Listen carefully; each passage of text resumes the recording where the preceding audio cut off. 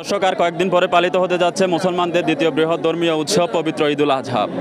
পবিত্র ঈদুল আজহার দিন সামর্থ্যবান মুসলমানরা আল্লাহকে খুশি করার উদ্দেশ্যে পশু কোরবানি করে থাকেন।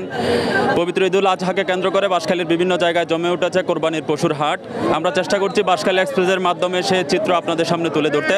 তারই ধারাবাহিকতায় আজকে আমরা এসেছি বলছর ইউনিয়নের কোরবানির পশুর হাটে। এখানকার সার্বিক পরিস্থিতি আমরা আপনাদের সামনে তুলে ধরব। পুরোটা আয়োজন জুড়ে আপনাদের সাথে থাকবো আমি রিয়াজুল হক রিফাত এবং আমার সাথে থাকবে আমার সহকর্মী মাসুম। আশা করছি শুরু থেকে শেষ পর্যন্ত আপনারা আমাদের সাথেই থাকবেন। প্রিয় দর্শক, জনপদের হাট বাজার এপিসোডে আজকে দেখছেন বলছড়ি নজমুন্নাছা উচ্চ বিদ্যালয় মাঠের অস্থায়ী পশুর বাজারের আপডেট।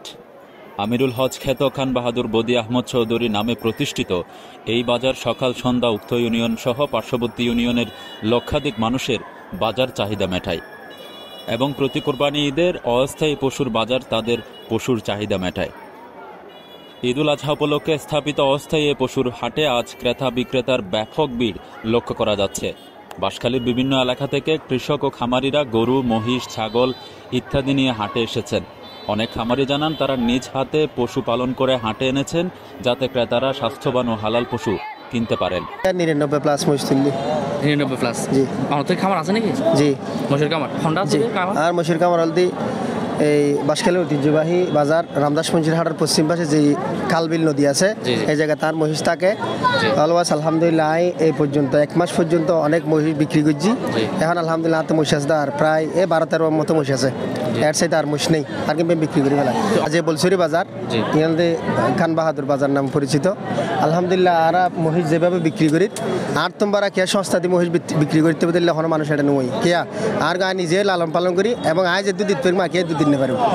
হাটে আগত একজন ক্রেতা বলেন, আমরা প্রতিবারই চেষ্টা করি সুস্থ সবল পশু কোরবানি দেওয়ার। এবারও বেশ কিছু জায়গায় ঘুরে শেষ পর্যন্ত এখানে এসে পছন্দের গরু পেয়েছি। গরু হয় দুগো কিনে এবার ওই 98 আর কইবে ওই 1,01,000 দাম কেন আছে তাদের বাজারে? দাম এটা বুঝি না, এটা এক একজন এক রকম ওগো যাইবে 90,000 দাম দাদা 1,40,000। তো আর গো এছাড়া রিজনেবল দাম হয়ে লই ফেলাই আমরা এই দাম কি বেশি ফেলা না কমে ফেলা? দাম বেশি নয়, ঠিক আছে। মোটামুটি এবছর হিসেবে দাম আগের বছর তো এবছর দাম কেন আছে কেন প্রায় সমান। অন্যদিকে একজন বিক্রেতা জানান পশুর দাম তুলনামূলক ভালো মিলছে, তবে খাদ্য ও আনুষঙ্গিক খরচ বাড়ায় লাভ বেশি হচ্ছে না। ইবের দাম দিয়ে 2,20,000। এবার দাম 2,20,000। আর ইবে দিদি 1,60,000। আর ইবে দিদি 1,80,000। মুলাই না কিয়া মুলাই কত স্যার? এটা 70,000। 1,70,000 স্যার। জি। আর এগুন চাই না? এগুন ইবে চাই। ইবে চাই। হ্যাঁ, ইবে কত চাই? 1,50,000। 1,50,000। হ্যাঁ, গরুর দাম ইলে বেশি ওর কারণ কি? ওরা গরুর দাম এত বেশি, খাদ্য মহঙ্গা গরুর। খাদ্য মহঙ্গা কিভাবে করবে সার্ভে মানুষে?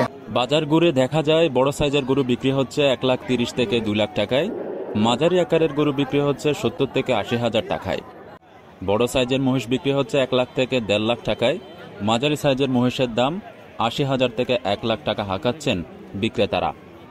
বড় সাইজের ছাগল বিক্রি হচ্ছে 20 থেকে 30,000 টাকায় এবং মাঝারি সাইজের ছাগল বিক্রি হচ্ছে 12 থেকে 15,000 টাকায়। দিন যত ঘনিয়ে আসছে বাড়ছে বেচা কেনার চাপ। চলবে আগামী আরও কয়েকদিন। প্রিয় দর্শক, আজ এই পর্যন্ত। আগামী পর্বে দেখা হচ্ছে জনপদের অন্য কোনো হাট বাজারে। ততক্ষণ পর্যন্ত ভালো থাকুন, সুস্থ থাকুন এবং অবশ্যই বাঁশখালী এক্সপ্রেসের সাথেই থাকুন।